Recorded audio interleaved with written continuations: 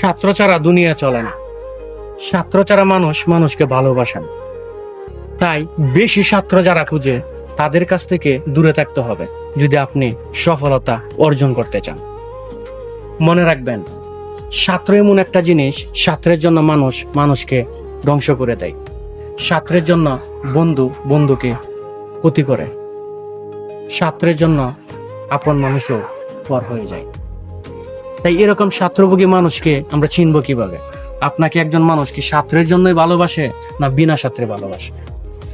এগুলা চিনার আজকে কিছু কৌশল অথবা কিছু উপায় আমি বলে দেব। ভিডিওটা ধৈর্য সহকারে ভিডিওর সাথেই থাকবেন।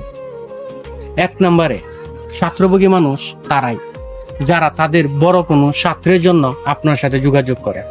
আর আপনার যখন বিপদ আসে, আপনার বিপদে যখন তাদের সাথে যোগাযোগ করতে চেষ্টা করেন, তখন তারা বিভিন্ন অজুহাত খুঁজে আপনার থেকে দূরে চলে যায়। আর আপনার শুধু একাই পড়ে থাকেন। তারাই হলো শুধু ছাত্রের জন্য আপনাকে ভালোবাসে।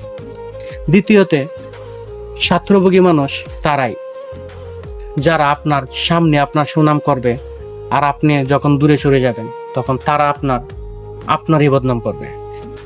তাই এরকম মানুষদের থেকে সবসময় নিজেকে দূরে রাখবেন।